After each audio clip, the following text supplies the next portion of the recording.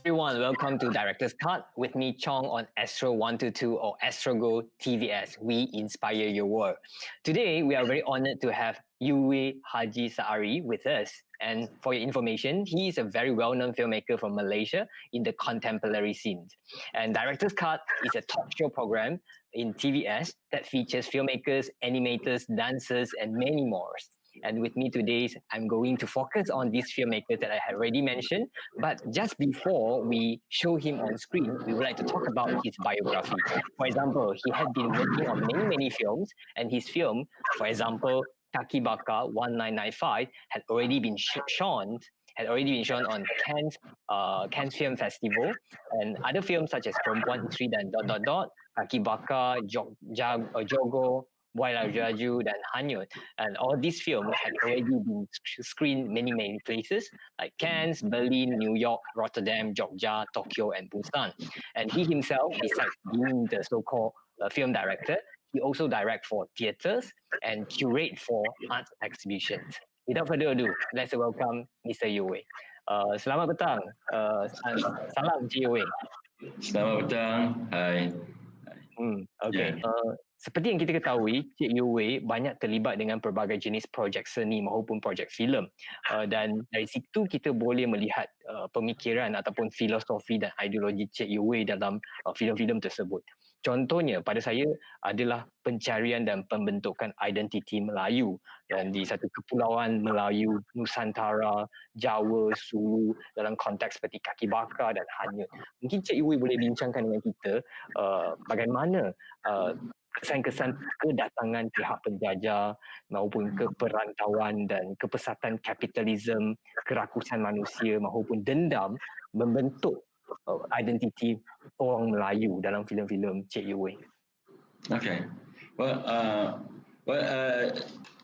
Saya sebenarnya tidaklah seprolifik orang lain. Saya hanya buat beberapa filem saja dan saya buat satu filem dalam masa 3-4 tahun sekali kan. Tetapi sambil itu saya kerana saya juga terlibat dengan teater dan juga macam mengcurate art show, jadi saya habiskan masa saya begitu, saya bagikan masa saya pada begitu kan.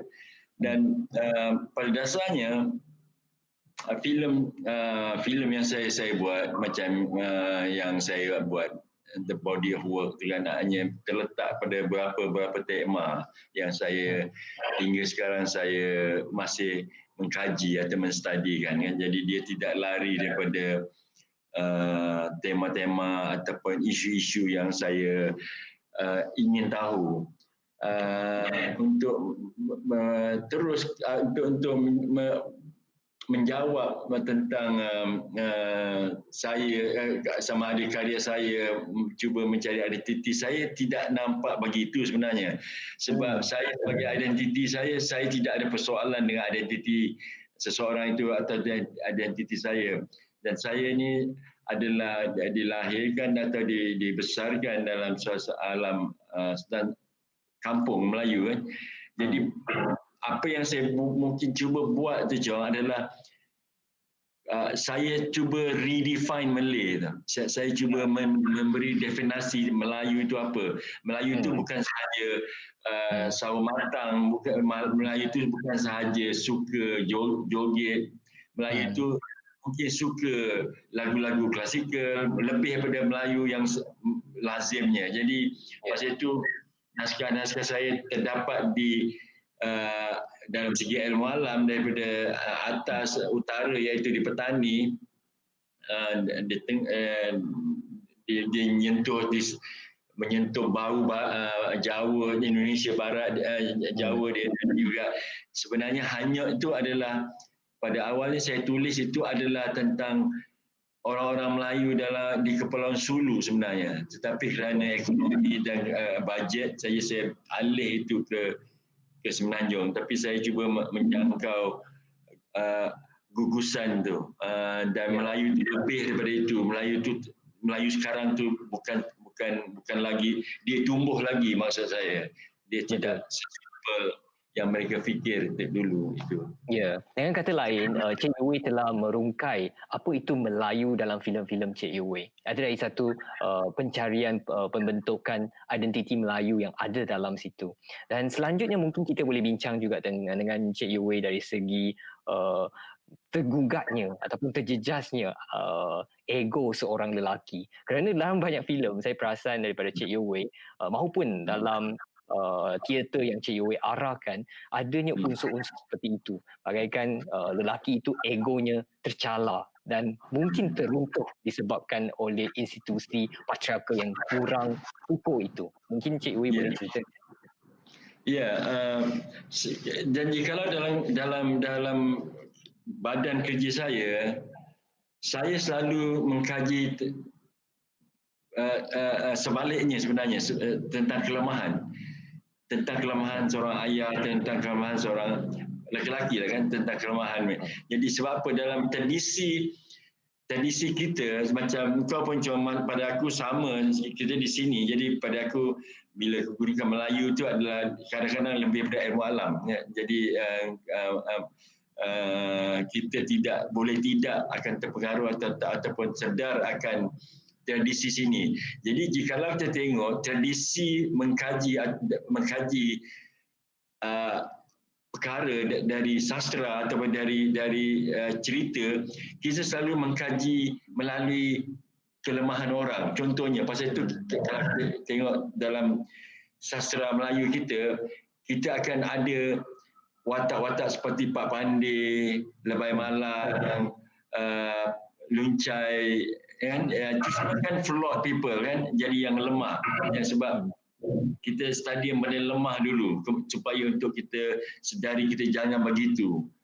Ini juga itu tradisi. Jadi kalau tengok dalam badan kerja saya pun begitu. Saya memperhuraikan tentang kelemahan-kelemahan seseorang itu.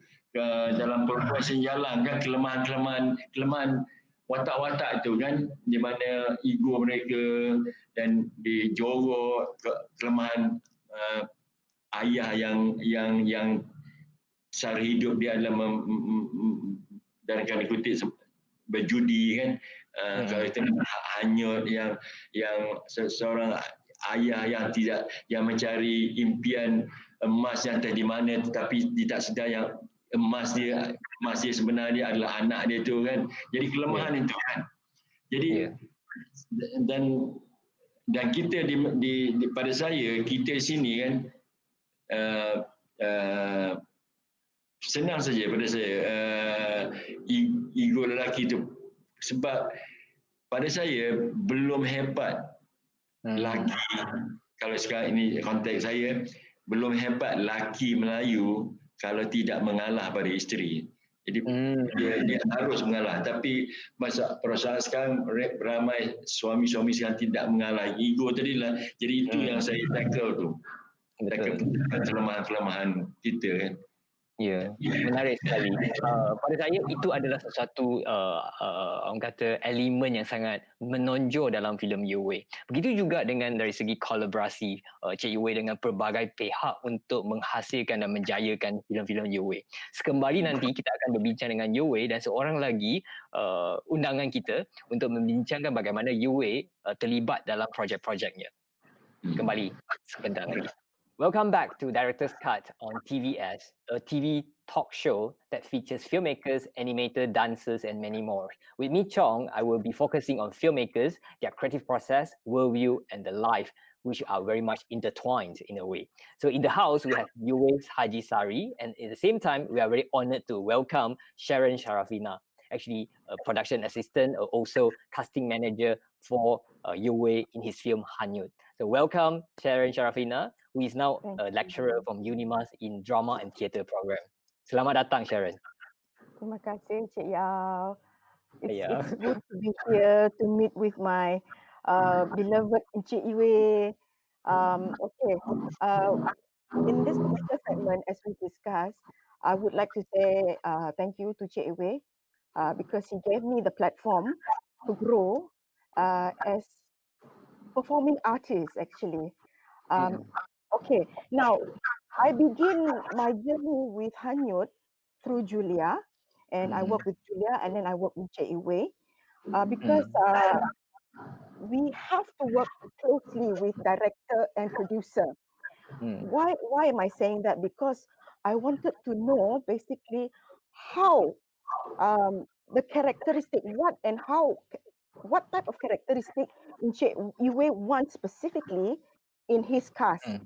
So it is important for me to study the script together with the production team, and Yep. as in Cik Iwe know that we have all sit in a round table, we have a lot of meeting, and we narrow down the best actor or cast for the film.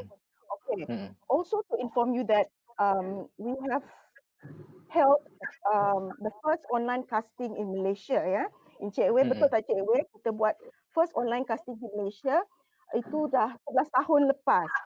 Dan selain daripada online casting, open casting ya, it's not really arranged, schedule. But schedule, I think we also held that because we have to identify the best actor with the physique that Encik Iwe wanted at that time.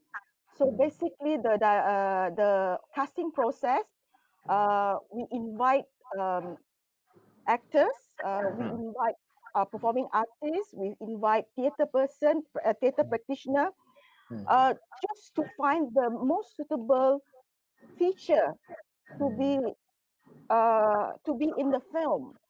So bagi saya pandangan Encik Ewe di dalam skrip itu sangat jelas, kerana saya ingat lagi Encik Ewe kata dia nak urat-urat yang nampak pada tubuh badan Daim Marula, kerana dia tidak mahu lelaki yang sadar ya. Dia nak the Malay feature, he should not be bulky, That is why Adiputra had to go through a diet. As I have mentioned, Adiputra had to go through diet, avoiding rice, carbohydrate. And as an actor, I think he is a professional actor. He was willing to do so just because of that character. Yeah. Terima kasih atas perkongsian daripada Sharon. I think it's very interesting to know how casting manager play a very important role in this. Film, as we know, is actually a collaborative effort. Satu proses kolaborasi di antara teraju utama, iaitu pengarah Cik Iwe, begitu juga dengan kru-krunya. Dalam konteks ini, Sharon merupakan seorang casting manager dan production assistant yang juga menjaga pencarian seorang aktor yang sesuai. Pada masa yang sama, juga perlu menguruskan pelbagai kru yang lain. Contohnya setahu saya, Cik Iwe dalam proses ini bekerjasama dengan seorang DP, seorang director of fotografi dari Poland, Tomia. Mungkin proses ini agak kompleks. Adakah proses ini telah dipermudahkan dengan adanya orang-orang seperti Sharon? Mungkin boleh Cik Iwe kongsikan pengalaman bekerjasama dengan kru-kru antarabangsa seperti Tomia dari Poland, Sam Hope dari Australia, dan Tommy Manto dari Malaysia contohnya. Not forgetting Rick Beecroft. Yeah. Oh, yes. Yeah. Okay. Persoalannya yang sebelum itu pada saya, kenapa saya menggunakan mereka ini kan? Kenapa DP saya dari Poland, production designer saya daripada Australia, selain daripada kepakaran mereka, dan itu memang jelas, tetapi sebenarnya ada lagi sebab yang pada awal titik pertama saya adalah saya ingin dari sana. Contohnya dari Poland kan, mata tu. Saya tengok cameraman tu mata kan. Ingat, saya membuat satu naskah bertajuk dari novel Conrad dari yang bertajuk Almayer's Folly, yang saya ubah suai dan adapt kepada skrip yang saya namakan Hanyut. Dia mengisah, dan naskah itu adalah mengisahkan tentang tempat kami, tempat kita kan, ditulis oleh seorang Polish. Maksud saya novel tu adalah tentang orang-orang tempat kita atau masyarakat, kata orang masyarakat di Melaya ni, di Malaysia ni, ataupun lebih tepat Conrad menulis tentang masyarakat di sebahagian pulau-pulau di gugusan Melayu ni Betul. yang ditulis oleh seorang Poland. Antara lain dia seorang melihat kita melalui kacamata seorang Polish. Betul. Jadi pada saya ingin merakamkannya menggunakan mata seorang Polish juga. Jadi saya pergi ke Poland dan berjumpa beberapa director fotografi dan kameraman hinggalah saya dapat buat keputusan yang memilih Arab sebagai wakil mata saya. Masa buat filem ni, kamera ni adalah kita melihat melalui kamera tu kan. Apa yang kamera rakam tu, itu yang kita pandang. Itu dia menjadi mata kita, badan kita, gerak kita. Jadi itu pada mulanya penyebab saya membuat keputusan mengambil dari Poland. Dan kalau sesiapa yang tahu tentang Conrad, Conrad ni seorang sailors kan, dia berlayar, dan pelayaran yang terakhir dia menggunakan kru Australia. Jadi pada saya menarik je kalau saya cuba just untuk saya keselesaan diri saya, jiwa saya kan. Kalau production designer saya adalah Australia dan producer saya masa itu iaitu yang bekerja dengan Sharon, iaitu Julia, dia Australia, dan sebagai dia producer yang sangat bagus sebab dia boleh memfasilitate apa yang saya hendak, seperti Sharon boleh menyajikan apa yang saya hendak daripada impian watak-watak saya bagi. Itu yang menariknya kalau kolaborasi tu. Ya, betul. Ya. Nampak sekali butiran-butiran yang kecil itu telah diperhalusi supaya kesan dan impak perfilman tu dapat dicapai. Begitulah betapa cantiknya ataupun gahnya satu produksi filem yang berjaya dalam proses penghasilan hanyut. Jadi sekembali nanti kita akan berbincang dengan Cik Yue dan mungkin Sharon tentang apakah projek-projek akan datang mereka, mungkin secara berasingan ataupun bersama, dan begitu juga akan adanya soalan-soalan hipotetikal tentang masa depan industri perfilman Malaysia. Jadi jangan ke mana-mana, berada di TVS. We inspire your world. Hello everyone, welcome back to Director's Cut on TVS Astro 122 or Astro Go. You are now watching Director's Cut with me, Chong. I'm the host for today. And as we previously talked about, collaborative efforts are very important and paramount in the making of Hanyut. In the house, we have Yue Hajisari and Sharon Sharafina from Unimas, and one based now in KL. And we know these two persons have a very good chemistry. So we would like to talk to them. Are they going to have any future collaboration? No. Who knows, right? So, Cik Yue dan Cik Sharon, mungkin apakah adanya peluang untuk bekerja sama lagi untuk projek selanjutnya? Setahu saya Cik Yue sekarang sedang dalam usaha menghasilkan karya skrip sekarang. Jadi mungkin boleh dedahkan sedikit apakah kandungan skrip itu dan apakah ada peluang untuk bekerjasama dengan Sharon sekali lagi? Okey, itu ada beberapa pecahan soalan kan. Yang pertamanya saya nak address, sekarang yang menariknya kita sekarang ni adalah dalam era yang sangat mencabar, iaitu pandemik kan. Betul. Jadi saya sedar, saya sebagai seorang pembikin filem, saya hilang kegunaan saya. Jadi saya menulis satu artikel, tajuk dia Seniman sebagai pengarah filem dalam krisis. Jadi orang-orang berkreatif yang sangat adalah dalam krisis kan. Di mana sebagai pembikin filem, saya perlu masyarakat untuk bekerja. Iaitu antara lain interaksi masyarakat. Kerja kita sebagai pembikin filem memerlukan masyarakat untuk berkarya. Itu saja dah masalah sebab kita sekarang tidak dibenarkan. Sekarang adalah dalam situasi sosial berjarak kan. Kemudian katakan produk saya, hasil karya saya katakan juga memerlukan masyarakat, iaitu penonton. Jadi sekali lagi dia melanggar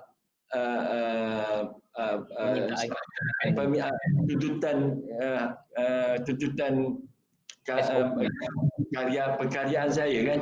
Jadi yang sebenarnya pembikin filem sekarang tidak ada gunanya.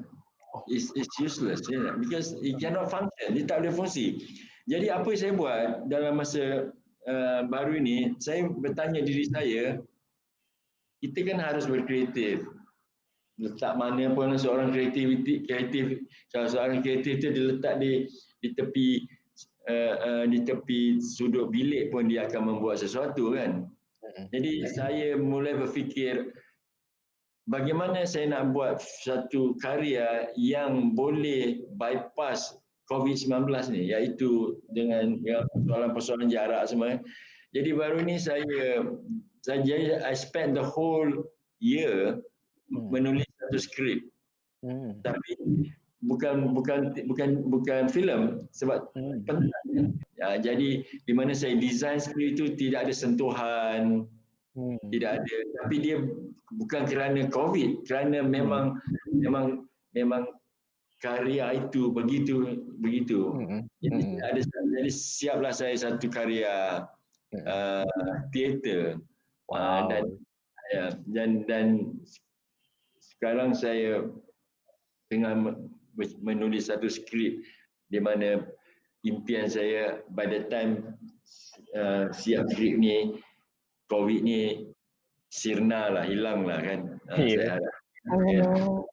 Jadi nampaknya akan ada peluang melibatkan Sharon, kerana Sharon selalunya terlibat dalam teater di Sarawak. Mungkin dengan penghasilan skrip teater Cik Yue itu, Sharon Sharafina boleh terlibat dalam proses mungkin dari segi casting. Jika rezeki, insyaAllah saya mentatang tangan yang luas untuk menerima karya Cik Yue jika mahu dipentaskan di Sarawak. We will welcome Cik Yue with open doors, kerana Unimas memang akan selalu invite